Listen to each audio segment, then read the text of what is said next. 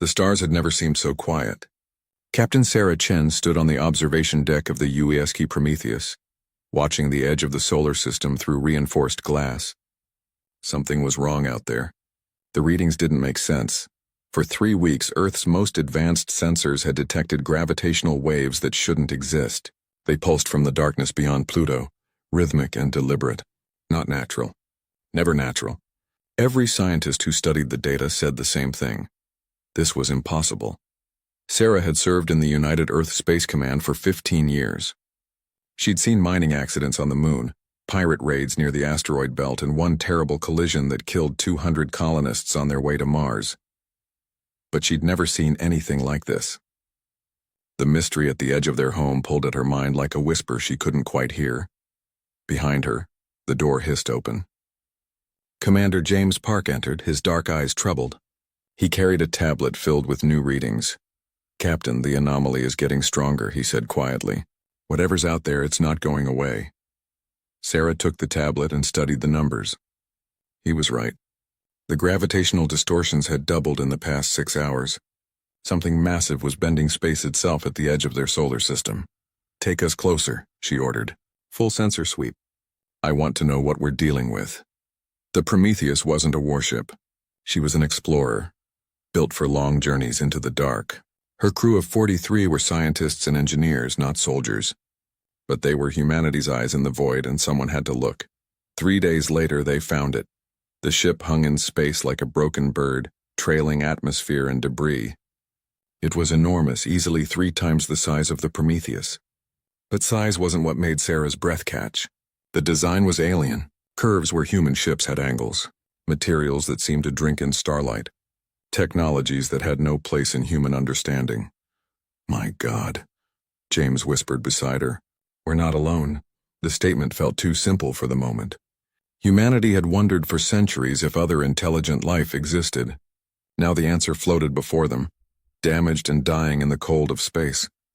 Sarah activated the ship-wide comm. "All hands, this is the captain. We've made first contact with an alien vessel. Stay calm, follow protocols. Science team to the bridge immediately." The next hours passed in controlled chaos. They scanned the alien ship from every angle. No weapons were active. Life support was failing. Someone inside was dying, and they had no way to help. Then the message came.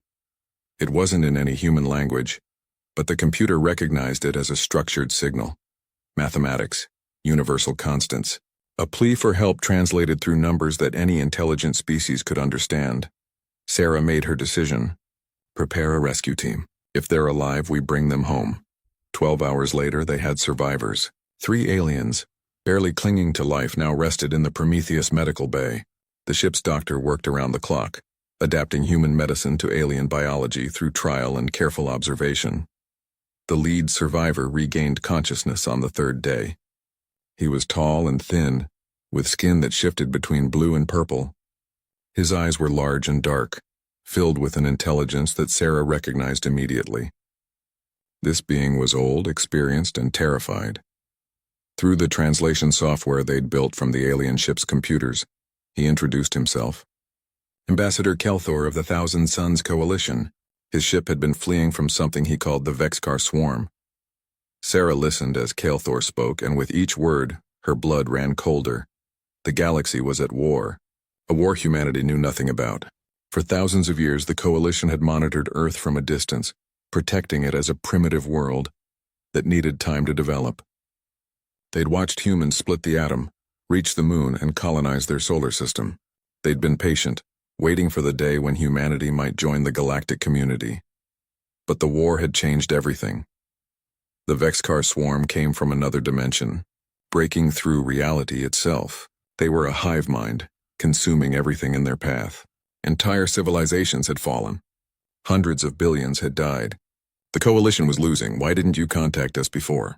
Sarah asked, struggling to process the scale of what she was hearing. Kelthor's expression was difficult to read, but his tone carried shame. "The Council believed you were too young, too vulnerable. Your technology is centuries behind ours. We thought we were protecting you by keeping you isolated. And now we are dying," Kelthor said simply. "The Vexcar have consumed 40% of known space. Our fleets retreat daily. Our worlds burn. In 6 months, perhaps less, they will reach Coalition core space. After that, he paused. There is no after that. Sarah felt the weight of his words settle over her. Somewhere out in the galaxy, civilizations older than human history were fighting for their lives, and Earth had been sitting in ignorance, focused on their small corner of space. We want to help, Sarah said firmly. Kael'thor made a sound that the translator interpreted as sad laughter. Captain Chen, your species has not achieved faster than light travel. You have no energy shields, no plasma weapons, no quantum communications.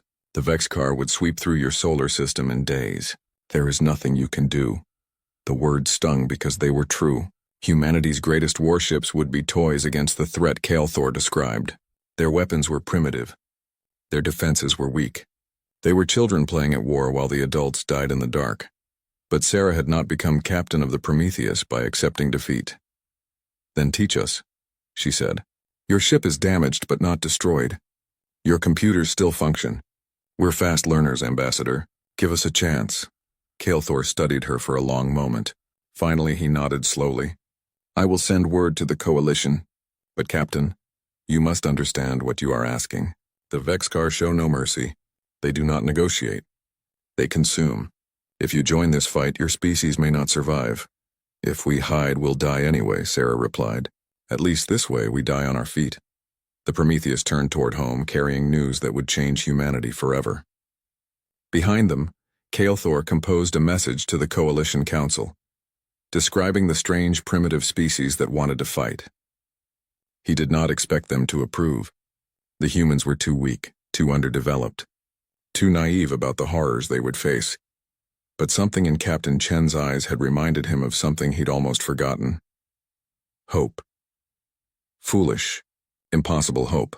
Perhaps that was what the galaxy needed, even if it came from the most unlikely source. As Earth grew larger on the view screen, Sarah stood alone in the observation deck.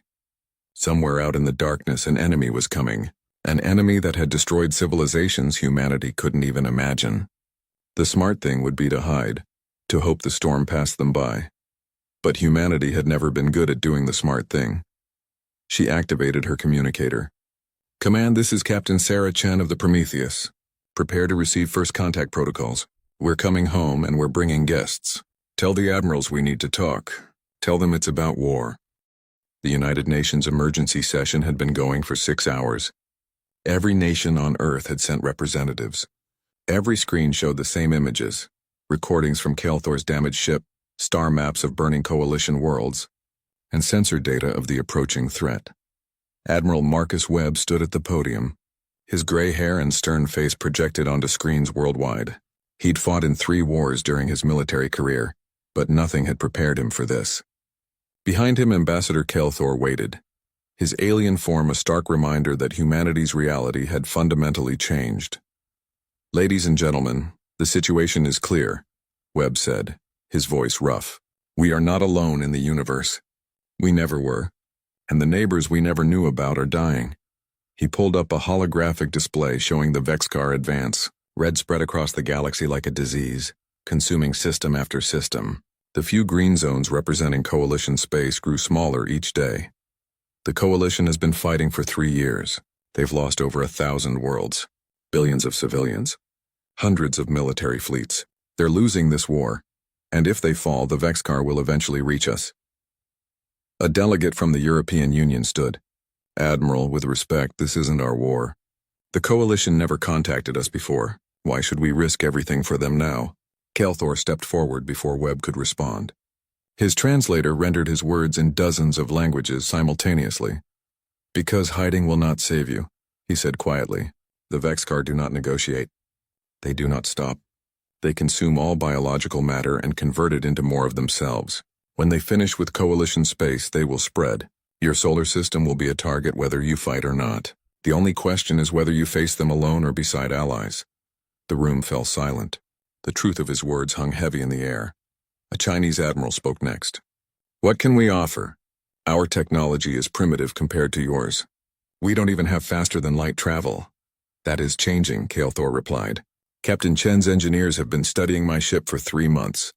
They have made progress that I find Remarkable. On cue, Sarah Chen entered the chamber. She'd been working non-stop in the engineering labs, surviving on coffee and determination. Dark circles lined her eyes, but her voice was strong. "We've reverse-engineered the basic principles of Coalition FTL drives," she announced. "Our first working prototype achieved successful faster-than-light travel 2 days ago. It's crude, but it works. More than that, our modifications made it 70% more efficient than the Coalition's standard design." Shocked murmurs filled the chamber. Kael'thor's expression showed genuine surprise.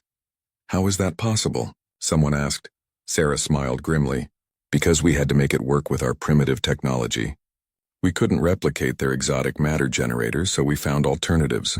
Turns out, starting from scratch with hybrid approaches creates unexpected advantages." She pulled up technical displays that made half the room's eyes glaze over. But the engineers and scientists understood. Humanity's disadvantage had become an advantage. Their lack of established technology meant they could innovate without being trapped by conventional thinking. Over the next week, every nation on Earth contributed resources to what became known as the Human Defense Initiative. Old enemies set aside differences. Resources poured into a unified military structure for the first time in human history. Shipyards worked around the clock, retrofitting existing vessels with new weapons and drives.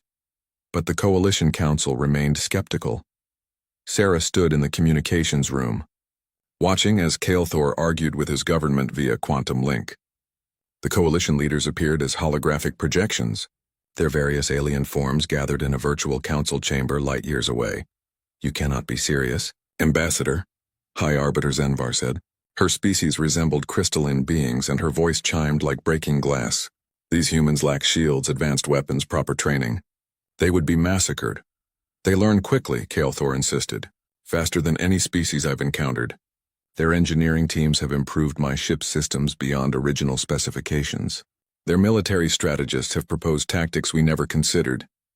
Another council member, a massive creature covered in chitinous plates, made a dismissive gesture. "Tactics mean nothing against the swarm. We have centuries of military doctrine. These primitives have been fighting each other with chemical explosives and metal projectiles." "Those projectiles are remarkably effective," Kael'thor said quietly. "I observed their weapons tests. They have weaponized concepts we abandoned as too crude. Nuclear devices, kinetic kill vehicles, chemical weapons, biological agents. They fight without honor, but they fight to win." "Barbaric," the crystalline arbiter said, "and ineffective against Vexcar bioarmor." "Perhaps," Kael'thor agreed. "Or perhaps we have become too civilized to fight dirty wars. The humans have not." The argument continued for hours. In the end, the Council's answer was no. Humanity could not join the war effort. They were too weak, too unprepared, too likely to die uselessly. Earth would remain under protected status, isolated and ignored while the galaxy burned. Admiral Webb received the news with characteristic stoicism. He stood in the war room surrounded by human military leaders from every nation and read the Coalition's rejection aloud. "So that's it then," said the Russian general. "They won't let us fight. They can't stop us," Webb replied. "This is our galaxy too. We don't need their permission to defend ourselves." "But Admiral, without Coalition support we're alone," someone protested. Webb's eyes hardened. "Then we've been alone before. We'll adapt." The next month passed in frantic preparation. Earth's military forces trained with new technology. Simulations ran constantly, preparing for an enemy they'd never faced. Scientists worked to understand Vexacar biology from Coalition databases. Engineers built weapons that combined human brutality with alien science. Kael'thor watched it all with growing amazement. The humans approached war like no species he'd ever encountered. They were terrified but determined. They knew they might die but prepared anyway. They took technologies meant for peaceful purposes and weaponized them without hesitation. Most striking was their creativity. Where Coalition military doctrine followed established patterns, humans improvised constantly. They tested unconventional strategies. They combined technologies in ways that violated proper engineering principles but somehow worked. They were chaos incarnate, and that chaos might be exactly what the galaxy needed. 29 days after the Coalition's rejection, the first Vexcar scouts entered the outer solar system. Alarms screamed across every human installation. 3 bioships, each the size of a small moon, emerged from faster-than-light travel near Neptune's orbit. 47 smaller harvester drones accompanied them. They moved with terrible purpose toward the inner system. Admiral Webb stood on the bridge of the UESC Defiance, his flagship. Around him, 22 other human warships took position. It was everything Earth had ready for combat. Everyone knew it wasn't enough.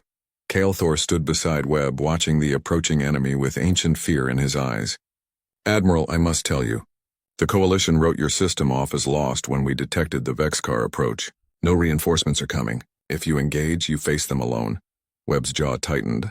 He thought of the 8 billion people on Earth, the millions in the colonies, the children who would never grow up if this defense failed. Then he thought of the Coalition worlds already lost, the billions already dead, and the enemy that would never stop consuming.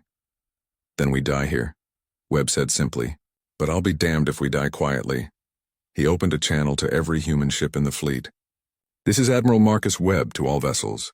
Today we face an enemy that has destroyed civilizations far greater than ours. They expect us to run or die easily. Let's show them what humanity looks like when we're cornered." He paused, letting his words sink in. "We don't have their shields or their ancient weapons, but we have something they've never encountered. We have humans who are too stupid to know when we're beaten. Attack formations, people. Let's introduce these things to Earth." The Vexcar bioships moved through space like predators, their organic hulls pulsing with stolen energy from 1,000 dead worlds. They had expected another easy harvest. Another primitive system to consume. Another step toward total domination of this galaxy. They had not expected humanity. Admiral Webb's fleet didn't charge forward in a heroic line. They scattered like scared prey, ships breaking formation and fleeing toward Neptune's rings. To the Vexcar hive mind, it looked like cowardice, exactly what Webb wanted them to think. The bioships accelerated, their harvester drones spreading out to corral the fleeing humans. The swarm had done this 1,000 times before. Chase, capture, consume. Simple, efficient, inevitable.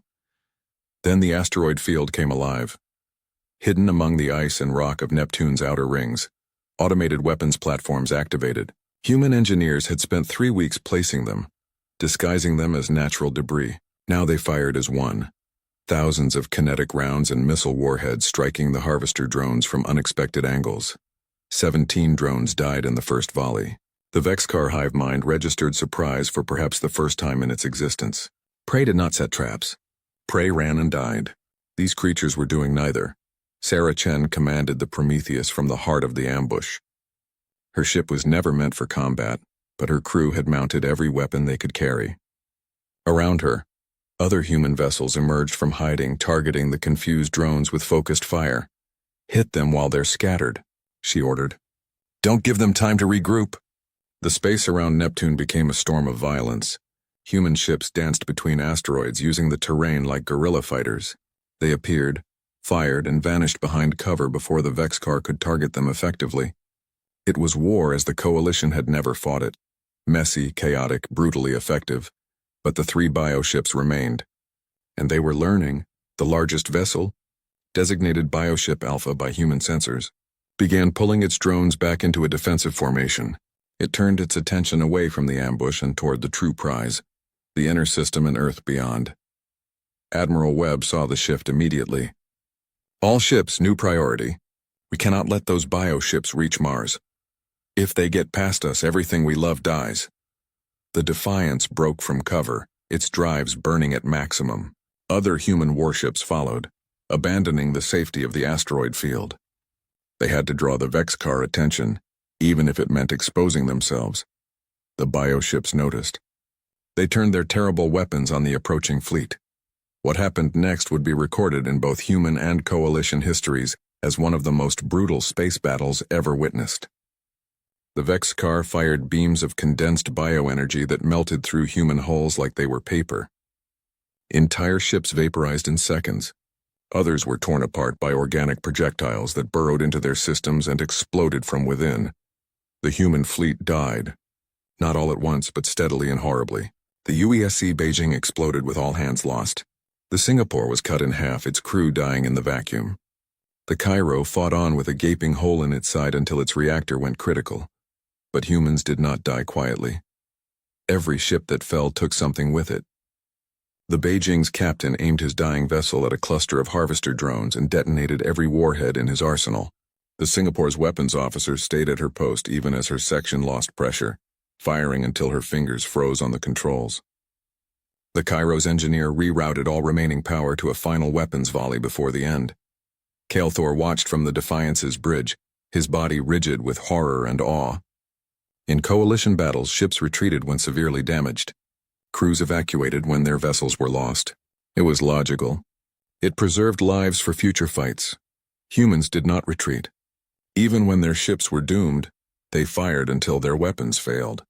Even when death was certain, they fought for one more second of resistance. They were terrifying in their refusal to accept the inevitable. "Why don't they evacuate?" Kael'thor asked quietly.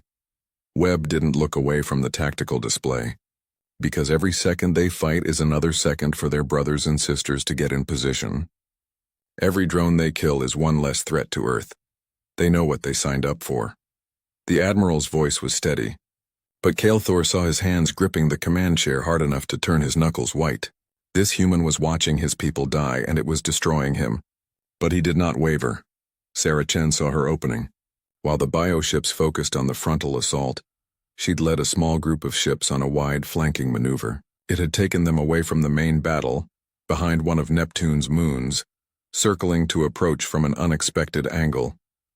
"Prometheus to all flanking vessels," she transmitted. "Target bioship Beta. Kael'thor says the organic ships have a weak point where they channel energy. We hit that spot with everything we have." Her tactical officer, Lieutenant Park, looked worried. "Captain, we'll have to get close. Really close. Their point defense will tear us apart." "I know," Sarah said quietly. She thought of her daughter on Earth, 8 years old and probably scared beyond reason. She thought of every child on her homeworld, depending on people like her to keep the monsters away. But if we don't try, they die anyway. At least this way, we die trying. The Prometheus accelerated to attack speed, 5 other ships forming up behind her. They burst from behind the moon at maximum velocity, weapons charging for a single devastating strike. Bioship Beta detected them too late. The Vexcar hive mind tried to redirect defensive fire, but human ships were fast and desperate. Sarah's fleet absorbed terrible damage, but they kept coming. The Madrid lost her entire port side to bioenergy beams. The Wellington's bridge was torn open, killing everyone inside, but her engines still pushed her forward. Sarah saw the weak point Kael'thor had described, a section where the bioship's organic hull pulsed with concentrated energy. It was a small target, maybe 50 meters across on a vessel the size of a city. "All weapons fire on my mark," she ordered. 3, 2, 1. Mark. 6 human ships fired as one. Missiles, railgun rounds, plasma bolts stolen from coalition technology, and one experimental weapon the engineers hadn't even named yet. The combined firepower struck the weak point simultaneously. For a moment, nothing happened. Then Bioship Beta began to glow from within. The organic hull bulged and twisted. The Vexcar tried to contain the chain reaction building inside their vessel, but they'd never designed their ships to withstand attacks from inside the power distribution system. Bioship Beta exploded. Not a clean detonation, but a horrifying unfolding where the ship literally tore itself apart from competing internal pressures. Pieces of organic matter flew in every direction. The shockwave caught 3 nearby harvester drones and destroyed them instantly. Sarah allowed herself one moment of triumph before checking her damage reports. The Prometheus had taken severe hits. Life support was failing in 3 sections. Her weapons were mostly offline. But she was alive, and the enemy was down 1/3 of its capital ships. Admiral Webb saw the explosion from across the battlefield. For the first time in hours, he smiled grimly. "Good kill, Prometheus. Well done, but the battle was far from over."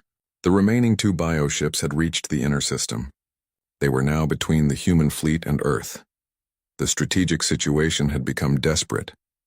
Webb made his decision with the cold calculation of a man who'd fought too many wars. "All remaining vessels form on the Defiance. We're going to ram straight through their formation. No fancy tactics, no clever strategies. We hit them with everything we have left." "Admiral, that's suicide," his tactical officer protested. "Yes," Webb agreed, "but it'll hurt them. And right now hurt is all we can offer." The remaining human ships, 13 vessels in various states of damage, gathered for one final push. They formed a spearhead with the Defiance at the tip. and they charged directly at Bioship Alpha and its companion. The Vexcar did not understand. These prey creatures should be fleeing. Their fleet was shattered. Their losses were catastrophic. Yet they attacked with even greater fury than before. What the hive mind could not comprehend was human emotion. Fear that drove them forward instead of back, rage at the threat to their home, love for the people they protected, determination to make their deaths count for something.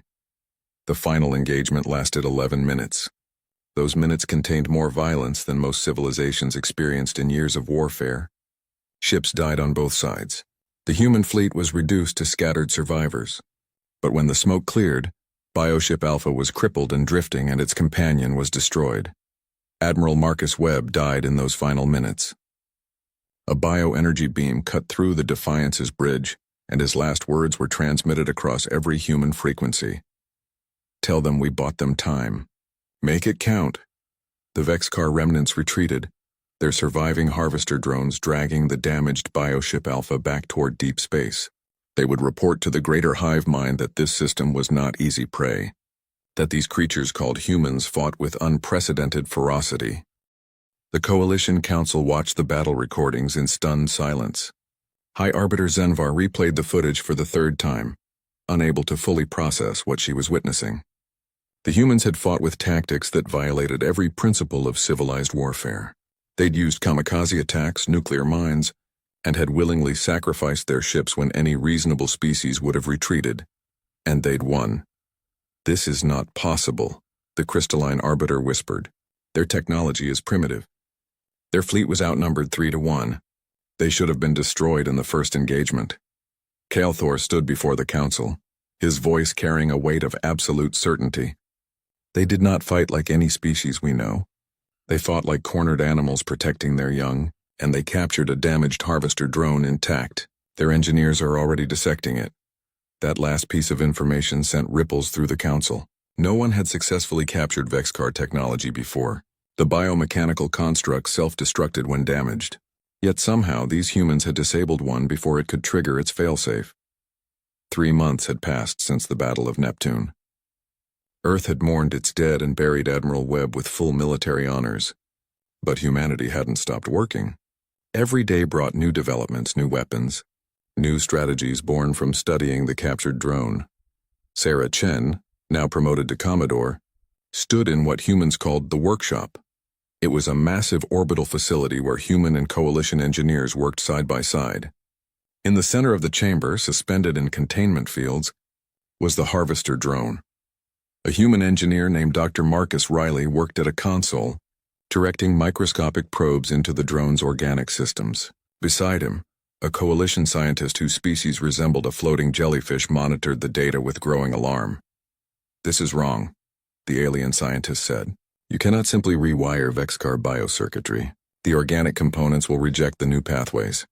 "They already rejected the pathways," Dr. Riley replied cheerfully. 3 times. "So we introduced a retrovirus that convinced the tissue to accept our modifications. It worked on the 4th attempt." The coalition scientist's translator struggled to convey her horror. "You created a virus to hack their biology?" That is brilliant and terrifying." "Welcome to human engineering," Riley said with a tired grin. "We don't have your advantages, so we cheat." That philosophy had produced results that shocked the galaxy. Human scientists had weaponized Vexcar biotechnology in ways the coalition had never considered.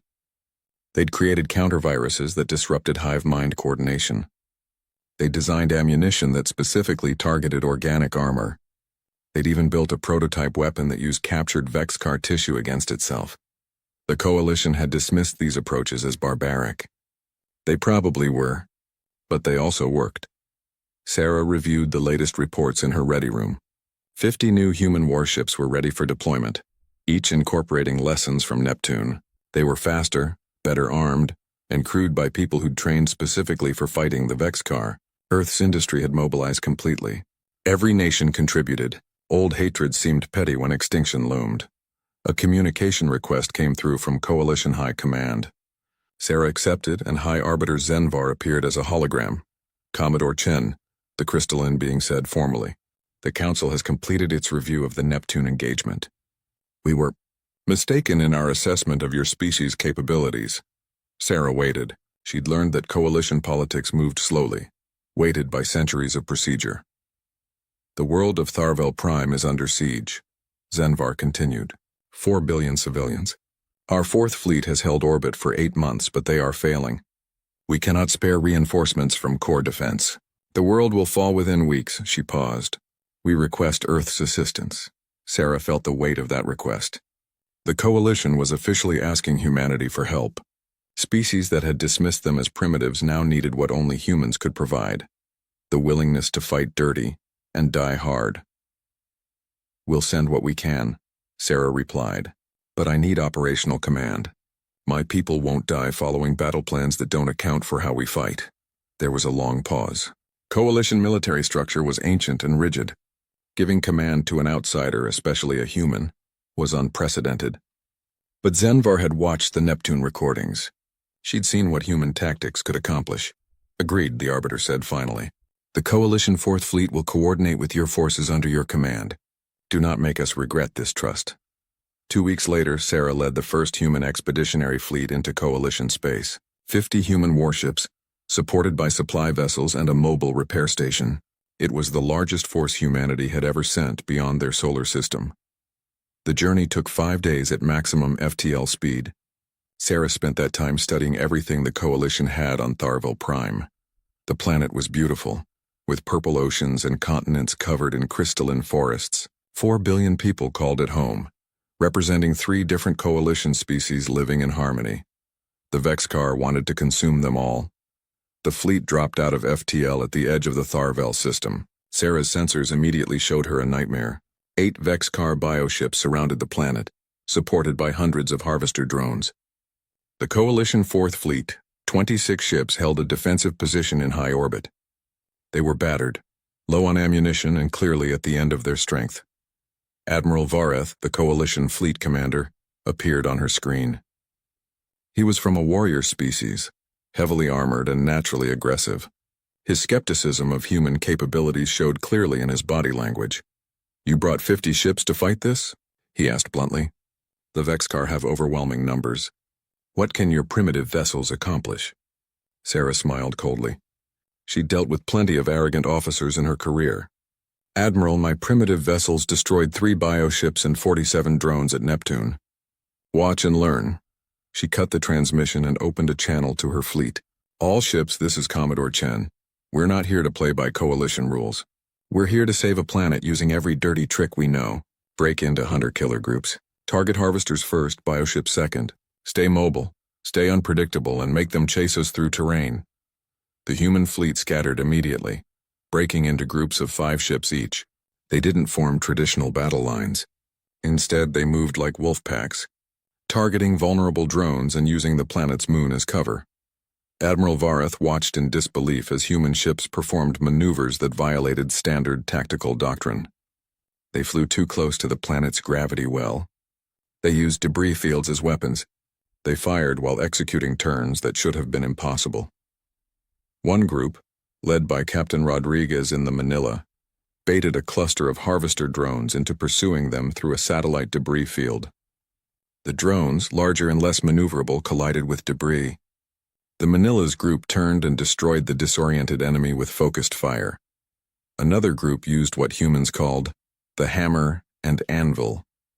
They appeared to flee from a bioship, drawing it toward a seemingly undefended section of space.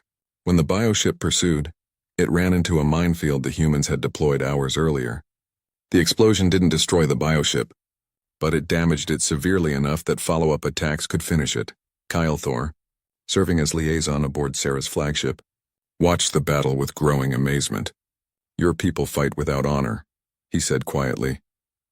Honor doesn't save lives, Sarah replied, her eyes never leaving the tactical display. Results do.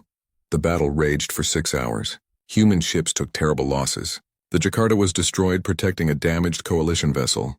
The Stockholm sacrificed itself to stop a harvester swarm from reaching the planet's surface. But for every human ship that fell, they took multiple enemy vessels with them. Admiral Vareth began to understand. He'd spent months fighting a defensive battle, trying to preserve his fleet while protecting the planet. The humans weren't concerned with preservation. They fought to win, accepting casualties as the price of victory. Slowly, grudgingly, Vareth began coordinating with the human fleet instead of working separately.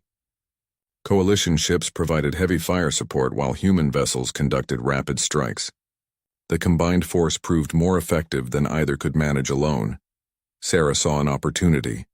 3 bioships had clustered together, trying to concentrate their fire on the Coalition flagship. It was a tactically sound move, but it left them vulnerable to a specific type of attack. "All available human ships form on my position," she ordered. "We're going to try something new." 12 human vessels gathered near the Manila. They'd been equipped with experimental weapons developed from studying the captured drone. Organic disruptors that specifically targeted Vexcar bioship coordination nodes. "This is going to hurt us as much as them," Sarah told her crew. "These weapons aren't tested. They might overload our systems, but if they work, we can disrupt the hive mind connection to those bioships." Her tactical officer looked worried. "And if they don't work?" "Then we die trying," Sarah said simply. "On my mark, fire!" 12 ships fired their disruptors simultaneously. The beam weapons struck the bioships with energy that looked like purple lightning. The galaxy had changed in the 6 months since Tharvel Prime. Humanity's victory hadn't just saved one world. It had sparked hope across Coalition space. Worlds that had prepared for evacuation now fortified their defenses. Fleet commanders who'd accepted defeat began studying human tactics. The phrase "fight like humans" became a rallying cry for those who refused to surrender. But hope alone wouldn't win the war. The Vexcar swarm controlled half the known galaxy now. Trillions had died. Hundreds of civilizations had been consumed. And Coalition intelligence had finally located what they'd been searching for since the war began. The central nexus, the heart of the hive mind itself. Sarah stood in the Coalition war room, surrounded by admirals and generals from a dozen species. The holographic display showed a star system deep in Vexcar territory, pulsing with bioenergy signatures. The nexus was there, a massive organic construct that coordinated the entire swarm across light years of space. High Arbiter Zenvar addressed the assembled commanders. "We have one chance. If we destroy the nexus, the Vexcar will lose coordination. Without the hive mind, they become scattered, vulnerable. We can reclaim our territory and drive them back to whatever hell they came from." "And if we fail?" asked a Coalition admiral. "Then we lose everything," Zenvar replied simply. "This is our final strike. Every ship we have, every weapon, every soldier. We commit everything to this assault." Sarah studied the tactical data. The Nexus was protected by over 2,000 bioships and countless harvester drones. Coalition intelligence estimated they could field 500 warships for the attack. The math was brutal. Even with human tactics, the casualties would be catastrophic.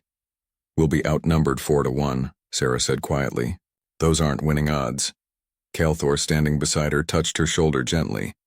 "When has that ever stopped your species? You fought at Neptune when outnumbered. You won at Tharvel Prime against impossible odds. Now we ask you to fight one more time, knowing that victory may cost everything." Sarah looked around the room at the assembled Coalition leaders. These beings represented thousands of years of civilization. They'd built wonders humans could barely imagine. They'd achieved peace among species that should have been enemies, and now they were preparing to die fighting an enemy that shouldn't exist. "Earth will contribute 200 ships," Sarah announced. "It's 40% of our total fleet. Every vessel we can spare without leaving our home defenseless." The room fell silent. Humanity had been part of the galactic community for less than a year. They were still the newest, most primitive members. Yet they were offering nearly half the assault force. "Your sacrifice will be remembered," Zenvar said softly. Sarah smiled grimly. "We're not sacrificing anything. We're fighting for our future, for everyone's future. Let's make sure there's someone left to do the remembering." The fleet assembled at Coalition Staging Point Sigma 7, a massive space station that served as the launch point for the final assault. 500 warships from dozens of species, representing the last major combat force the Coalition could field. Among them 200 human vessels, their crews ready for what everyone knew would be the hardest battle ever fought. Sarah walked through her flagship's corridors, visiting crew members before the jump. She'd learned from Admiral Webb that soldiers fought harder when they knew their commander saw them as people, not just numbers. In engineering, she found Dr. Riley making final adjustments to the experimental weapons. "How are they holding up?" she asked. Riley looked exhausted but determined. The disruptors worked at Tharvel, but we're pushing them harder this time. Some ships might overload. I've done everything I can to prevent it. That's all anyone can ask, Sarah said. Get some rest before the jump. I need you sharp. In the medical bay, she found the doctors preparing for mass casualties. In the hangar, fighter pilots ran last-minute checks on their craft. In the mess hall, soldiers from 3 different species shared a final meal together, human rations mixing with alien cuisine. War had made them family. Kalthor found her on the observation deck, staring at the assembled fleet. Are you ready for this? He asked. No, Sarah admitted. I keep thinking about everyone who won't come home. The families who'll receive death notifications. The children who'll grow up without parents. But if we don't fight, they all die anyway. At least this way, we're choosing to stand. Your species has taught the galaxy something we'd forgotten, Kalthor said. That survival means being willing to pay terrible prices. That freedom isn't free. That sometimes the only path forward is through darkness. The fleet jumped together. 500 ships entering FTL toward the heart of enemy territory. The journey took 8 hours. Sarah spent that time reviewing the battle plan with her commanders. The strategy was simple because it had to be. Strike hard, strike fast, and don't stop until the Nexus was destroyed or they were all dead. They dropped out of FTL at the edge of the Nexus system and saw hell waiting for them. The Vexcar had been expecting them. Over 2,000 bioships filled the system, arranged in defensive formations around a massive organic structure at the system's center. The Nexus was enormous, larger than most moons, pulsing with bioenergy that hurt to look at. This was the brain of the swarm, the source of its terrible coordination. All ships, this is Commodore Chen. Sarah broadcast on all frequencies. Today we end this war. No retreats, no second chances. We go forward and we don't stop. For every world that's fallen, for every life that's been lost, for the future of every species in this galaxy. We stand together. The response came from 500 ships in a dozen languages. We stand together. The battle began. It was violence on a scale that defied description. The Vexcar attacked in overwhelming numbers, their bioships firing energy beams that could vaporize warships in seconds. The Coalition and human forces fought with desperate fury, employing every tactic they'd learned in years of warfare. Human ships led suicide runs through Vexcar formations, breaking their defensive lines so Coalition heavy cruisers could exploit the gaps. Coalition vessels provided covering fire while human fighters conducted boarding actions against bioships. Species that had never fought together before coordinated like they'd trained for years. The casualties were horrific. In the first hour, the Coalition lost 90 ships. The USC Horizon exploded with all hands. The Coalition flagship took a direct hit that killed half her crew. The Manila, veteran of Tharvel Prime, was torn apart by harvester drones while protecting a damaged alien cruiser. But they kept pushing forward. Every ship that fell took enemies with it. Every sacrifice opened paths for others to advance. The combined fleet fought not like separate forces but as one unified army. Sarah's flagship, the Prometheus II, led a spearhead of 30 ships directly toward the Nexus. Around her, vessels died one by one. The Stockholm II exploded, protecting her flank. The Beijing III crashed into a bioship to clear their path. But still they advanced. Kalthor worked at the tactical station, his hands moving faster than Sarah had ever seen. I'm detecting a pattern in the Nexus defenses. There's a coordination lag when it tries to control too many vessels simultaneously. If we can force it to split its attention, we might create an opening. How do we split its attention? Sarah asked, already knowing the answer wouldn't be pleasant. We need simultaneous attacks from multiple vectors, at least 5 strike forces all engaging major targets at once. It'll force the Nexus to coordinate responses on multiple fronts. Sarah opened a fleet-wide channel. All remaining forces break into 5 attack groups. Designations Alpha through Echo. Each group selects a priority target and engages simultaneously on my mark. We're going to overload the hive mind. Coalition Admiral Vareth took command of Alpha Group. A crystalline Coalition commander led Beta. A human captain, named Williams, commanded Gamma. Each group represented what remained of once mighty fleets. Groups report ready, came the responses. Then, let's end this, Sarah said. All groups attack. 5 separate battles erupted simultaneously across the Nexus system. The hive mind tried to coordinate responses to all of them, but Kael'thor had been right. The coordination lag was noticeable. Bioships responded slower. Harvester drones showed confusion in their movement patterns. Sarah pressed the advantage. Prometheus Group full acceleration toward the Nexus. Hit it with everything we have. 12 ships accelerated toward the massive organic structure. The Nexus itself began to glow, channeling energy for what looked like a devastating defensive weapon. But Sarah had expected this. Human engineers had designed a solution. All ships fire disruptors on my mark. The 12 vessels fired their organic disruptors directly at the Nexus. The purple energy beam struck the structure's surface, and something incredible happened. The Nexus began to convulse. The hive mind's coordination disrupted across the entire system. Bioships stopped responding to commands. Harvesters drifted aimlessly. "It's working," Kael'thor shouted. "The disruptors are interfering with its neural pathways." But the Nexus wasn't destroyed yet. It was wounded, confused, but still functional. They needed something more. Sarah made her decision. All ships retreat to safe distance. Prometheus will complete the attack alone.